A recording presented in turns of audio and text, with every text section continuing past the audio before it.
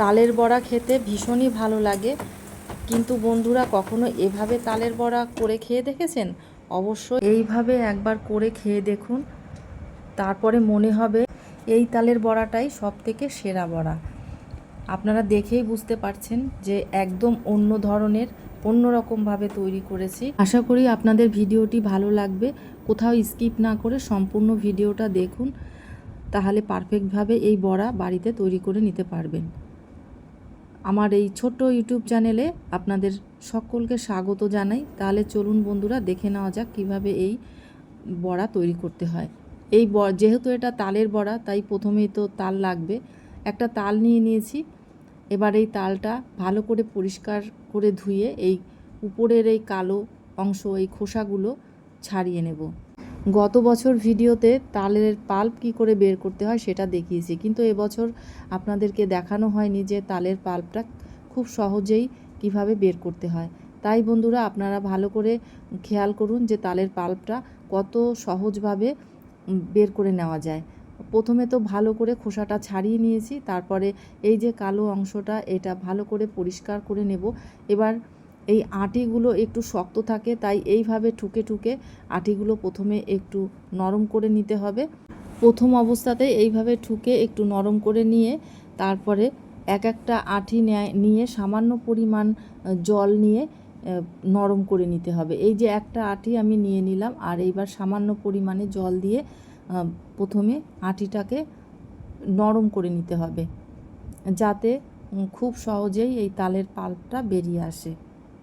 এই একই পদ্ধতিতে আমি আরও যে দুটো আটি, এই দুটো আটিকে আমি নরম করে নিয়েছি। আপনারা দেখে তো বুঝতেই পারলেন যে কিভাবে অল্প জল দিয়ে এই আটিগুলোকে নরম করে নিলাম। এইবার একটা স্টিলের গামলা নিয়ে নিলাম, উপরে নিয়ে নিলাম একটা প্লাস্টিকের ঝুড়ি।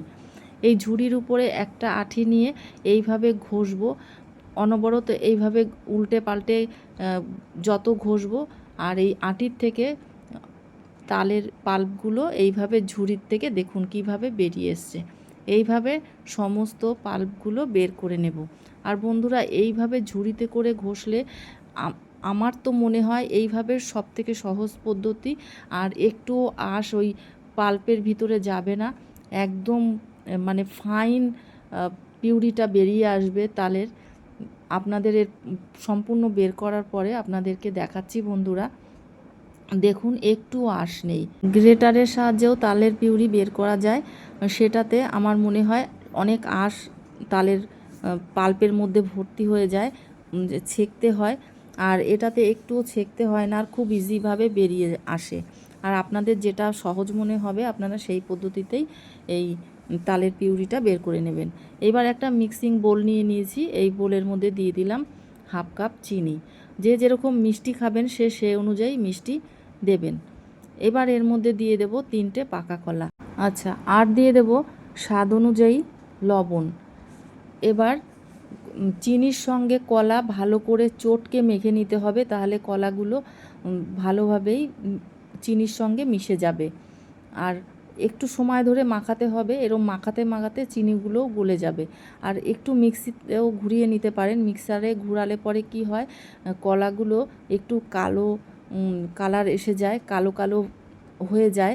আর হাত দিয়ে মাখালে পরে সেই কালোটা হয় না। তাই আমি হাত দিয়ে মেখে নিচ্ছি বন্ধুরা। আর মেখে নেওয়ার পরে আপনাদেরকে দেখাচ্ছি যে কলাটা কীরকম পর্যায়ে এসছে। দেখুন এইভাবে চিনির সঙ্গে ভালো করে চটকে মাখলে পরে কলাগুলো ভালো করে মিশে যাবে। দেখুন কলাগুলো ভালো করে চিনির সঙ্গে মিশে গেছে, চিনিগুলোও গলে গেছে। আচ্ছা, এবারে দিয়ে দেব 1 কাপ পরিমাণে আটা। আর বন্ধুরা, আপনারা যে কোনো কাপ বা বাটির পরিমাণে এই শুকনো উপকরণগুলো দেবেন, তাহলে পারফেক্টভাবে রেসিপিটি তৈরি হবে। এবার দিয়ে দিলাম 1 কাপ পরিমাণে ময়দা। আটা আর ময়দা দেওয়ার পরে এবার দিয়ে দেব তালের পাল্প।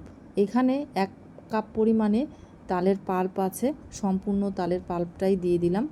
এবার দিয়ে দেব জাল করা লিকুইড দুধ। লিকুইড দুধটা আমি এখানে 1 কাপ পরিমাণ দিয়েছি। এখানে অল্প অল্প করে দুধ দিয়েছি আর ভালো করে মাখিয়ে নিয়েছি। এবার একসঙ্গে দুধ যদি বেশি দিয়ে দিই তাহলে ব্যাটারের ঘনত্বটা বেশি পাতলা হয়ে যেতে পারে। সেই কারণে অল্প অল্প দুধ দিয়েছি আর মাখিয়ে নিয়েছি। অনেক সময় দুধ দিয়েছি তখন ক্যামেরাটা অফ ছিল, সেই কারণে আমি সম্পূর্ণটা দেখাতে পারিনি। কিন্তু বন্ধুরা, আপনারা ব্যাটারের ঘনত্বটা দেখেই বুঝতে পারবেন যে এটা কতটা পরিমাণে দুধ লেগেছে। তাই আমি মুখে আপনাদের বলে দিচ্ছি, আমি দেখেছি এখানে 1 কাপ পরিমাণে দুধ আছে। আর আমরা যেভাবে বড়া তৈরি করার সময় ব্যাটারটা তৈরি করি তার থেকে ব্যাটারটা পাতলা হবে। একটু সময় ধরে ব্যাটারটা এইভাবে ফেটিয়ে নিতে হবে। আর দেখুন বন্ধুরা, ব্যাটারটা দেখে আপনারা বুঝতে পারছেন এটা কতটা পাতলা হয়েছে। এবার এই আরও টেস্ট করার জন্য এর মধ্যে দিয়ে দিলাম মৌরি আর দিয়ে দেব এলাচের গুঁড়ো। আপনারা চাইলে এর মধ্যে নারকেল কোড়া দিতে পারেন, কিন্তু আমি এখানে কোনো নারকেল কোড়া দেইনি। মৌরি আর এলাচ দেওয়ার পরে ব্যাটারটা ভালো করে আরেকটু মাখিয়ে নেব। আর বন্ধুরা, আমার এই ভিডিওটি যদি আপনাদের ভালো লেগে থাকে, আপনাদের বন্ধুবান্ধবের কাছে শেয়ার করবেন যাতে তারা উপকৃত হয়, বাড়িতে এইভাবে এই তালের বড়ার রেসিপি তৈরি করতে পারে। এইদিকে আমার ব্যাটারটা রেডি হয়ে গেছে। ব্যাটারটা দেখেই আপনারা বুঝতে পারছেন ব্যাটারের ঘনত্ব। এইদিকে তেল গরম করতে বসিয়ে দিয়েছি, তেল গরম হয়ে গেছে। আর এবারে আঙুলের মাথায় যতটুকুন ব্যাটার উঠবে সেইটুকুন করে ব্যাটার এই তেলের মধ্যে বড়ার শেপে ছেড়ে দেব। এইভাবে আমি প্রথমে 5টা বড়া এর মধ্যে দিয়ে দেব। এই 5টা প্রথমে আপনাদেরকে দেখাবো বন্ধুরা কিভাবে এই বড়াটা তৈরি করতে হয়। আর এইভাবেই আমি ভালো করে লাল লাল করে ভেজে নেব। আমার এই ভিডিওটি যদি আপনাদের ভালো লেগে থাকে, আপনারা অবশ্যই একটি লাইক দিয়ে যাবেন আর আমার এই ছোট্ট ইউটিউব চ্যানেলটিকে সাবস্ক্রাইব করে আমার পাশে থাকবেন। বড়াগুলো লাল লাল করে ভেজে নেওয়ার পরে ব্যাটারের মধ্যে দিয়ে দিলাম। আর এই ব্যাটারের মধ্যে এইভাবে ডুবিয়ে আবার তেলের মধ্যে ছেড়ে দেব। সমস্ত বড়াগুলো দেওয়ার পরে লাল লাল করে ভেজে নেব। আর বন্ধুরা, এভাবে বড়া ভাজলে পরে বড়াগুলো খুব নরম হয়। 3-4 দিন হয়ে গেলেও বড়াগুলো একই রকমভাবে নরম থাকে। আর আপনারা এই রকম বড়া ভেজে 5-6 দিন সংরক্ষণ করে রাখতে পারেন, নষ্ট হবে না। আর বড়াগুলো একই রকমভাবে নরম থাকবে।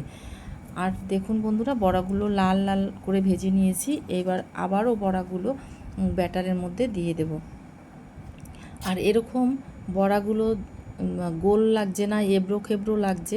কিন্তু বন্ধুরা, যত এইভাবে কোটিং করে আপনারা বড়া ভাজবেন, যত একটু বড় সাইজ হবে তখন শেপগুলো গোল হয়ে যাবে। আর এইবার আবার কোট করে তেলের মধ্যে দিয়ে দেব আর সুন্দর করে ভেজে নেব। আর বন্ধুরা, আপনারা বড়াগুলো দেখে বুঝতে পাচ্ছেন যে এর সাইজটা কীরকম হয়েছে। আপনারা চাইলে যত কোটিং করবেন তত বড়াগুলো বড় হবে। আপনাদের পছন্দ অনুযায়ী আপনারা বড়ার সাইজ করবেন। আর দেখুন বন্ধুরা, আমার ওই বড়াগুলো তো ভাজা হয়ে গেল প্রথম ব্যাচটা। এবার দ্বিতীয় ব্যাচটাতে আমি 10টা বড়া একসঙ্গে ছেড়ে দেব। প্রথমে যত ছোট শেপে ছাড়া যায় ততই ভালো, তাহলে অনেকবার কোটিং করা যায় আর বড়ার সাইজটা একদম ঠিকঠাক থাকে। আর কোটিংটা যত বেশি হবে তত বড়াগুলো বড় হবে আর দেখতে ভালো লাগে। কাটলে পরে আপনারা বুঝতেই পারবেন যে বড়াগুলো কত সুন্দর হয়েছে আর কতটা নরম তুলতুলে হয়েছে। প্রথমে যেভাবে দেখিয়েছিলাম, যেভাবে ভেজেছি, ঠিক সেই একই পদ্ধতিতে এরকম ভাজবো আর এই ব্যাটারের মধ্যে দেব। আর ব্যাটারের সঙ্গে বড়াগুলো কোট করে নিয়ে তেলের মধ্যে ছেড়ে দেব। বড়াগুলো এভাবেই ভেজে নিয়ে আবার কোটিং করে আবার ভাজতে হবে, আবার কোট করতে হবে। এইভাবে ভাজতে ভাজতে বড়ার সাইজগুলো অনেক বড় হয়ে যাবে। আপনাদের পছন্দ অনুযায়ী তালের বড়ার সাইজটা করে নেবেন। আমি এই সাইজটাই রেখে দেব বড়ার, আর কোট করব না। এই সাইজটাই একদম পারফেক্ট ঠিক আছে। আরও যদি কোট করি তাহলে বড়াটা আরও বড় হয়ে যাবে, তাহলে বেমানান লাগবে দেখতে। আমি বড়ার সাইজটা এই সাইজটাই রাখলাম। দেখুন বন্ধুরা, একদম পারফেক্ট সাইজ। এর থেকে বড় হলে দেখতে ভালো লাগবে না। বড়াগুলো তেল ঝরিয়ে তুলে নিয়েছি। আর দেখুন বন্ধুরা, বড়াগুলো কতটা লোভনীয় লাগছে। আর বড়াগুলো দেখুন কতটা নরম তুলতুলে, মুখে দেওয়ার সঙ্গে সঙ্গে মিলিয়ে যাবে।